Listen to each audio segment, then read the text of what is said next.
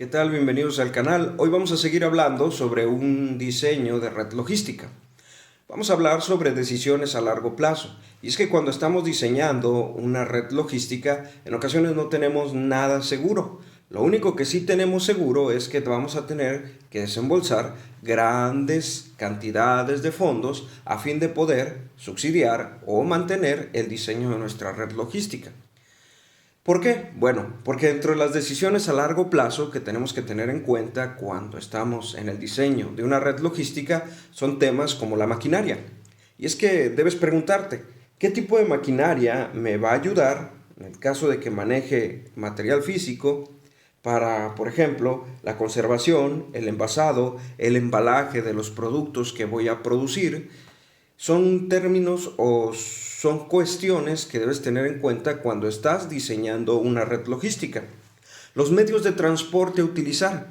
Bueno, aquí es donde tenemos que preguntarnos qué medios materiales vamos a utilizar y qué rutas vamos a seguir, así como las cantidades que deseamos mover entre los puntos de origen y destino.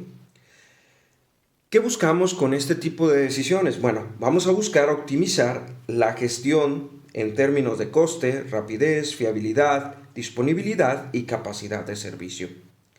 La localización de los almacenes y puntos de venta. Aquí, más que nada, vamos a decidir dónde vamos a situar nuestros centros de distribución, almacenes o puntos de intermediación en el sistema. Hay muchos modelos que vamos a estudiar más adelante que nos ayudan a determinar dónde poder ubicar estos almacenes y estos puntos de venta, a manera de que encontremos la optimización entre costes y tiempo. Muy bien, la siguiente parte de decisiones a largo plazo es la selección de los canales de distribución. ¿De qué estamos hablando? Bueno, consiste en que tenemos que analizar el canal más conveniente según las características de nuestro producto y del mercado al cual estamos enfocados.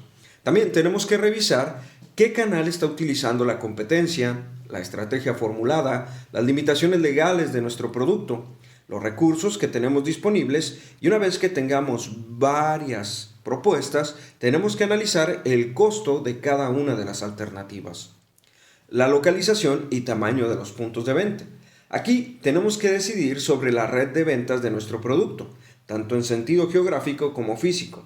Aquí vamos a buscar las áreas de mercado más interesantes para nuestro producto y más beneficiosas, por cierto, sobre qué número y con qué capacidad deberán establecerse los puntos de venta. Por ejemplo, Oxxo tiene muchísimos puntos de venta, pero probablemente tu producto no sea tan adecuado para este tipo de distribución. Así que tendríamos que analizar la localización y el tamaño de los puntos de venta. También más adelante vamos a analizar cómo determinar exactamente este punto. Recuerda,